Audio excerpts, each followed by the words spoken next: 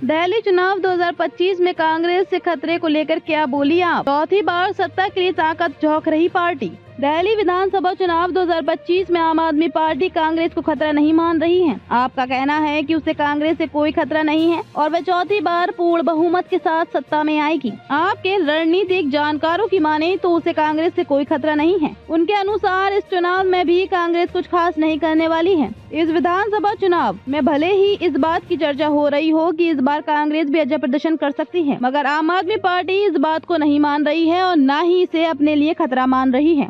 अब आपके तेवरों से भी साफ हो गया है कि उसका सीधा मुकाबला भाजपा से है और इसी रणनीति के तहत आप चौथी बार पूर्ण बहुमत के साथ सत्ता में आने के लिए पिछले 3 महीने से चुनाव प्रचार कर रही है। दिल्ली विधानसभा चुनाव प्रचार के लिए अब केवल 8 दिन बचे हैं। सभी दल चुनाव प्रचार में पूरी ताकत झोंके हुए हैं। इस मामले में आम आदमी पार्टी सबसे आगे है। पिछले 3 महीने से चुनाव प्रचार कर रही है। इस बार दिल्ली में सत्तारूढ़ आपके लिए तरह तरह के कयास लगाए जा रहे हैं। लोग अपने अपने तरीके से सीटों को लेकर भी इस बार आकलन कर रहे हैं। यहाँ तक कि कांग्रेस को इस बार मजबूत स्थिति होने की भी बात की जा रही है। जिस तरीके से कांग्रेस ने इस बार कई सीटों पर मजबूत प्रत्याशी उतारे हैं, इसे लेकर भी कुछ राजनीतिक विश्लेषक अपना अलग अलग आकलन कर रहे हैं। एक सच्चाई ये भी है कि आपका वोट बैंक वही है जो कभी कांग्रेस का हुआ करता था। इस कारण भी इस बार चर्चाओं का बाजार गर्म है, मगर इस सब के बीच आप आश्वस्त हैं कि इस बार भी वह अच्छा प्रदर्शन करेगी। आपके रणनीतिक जानकारों की माने तो उसे कांग्रेस से कोई खतरा नहीं है। उनके अनुसार इस चुनाव में भी कांग्रेस कुछ खास नहीं करने वाली है। उनका यहाँ तक दावा है कि पिछले विधानसभा चुनाव में कांग्रेस को जो वोट मिले थे वह भी इस बार मिलने की संभावना नहीं है।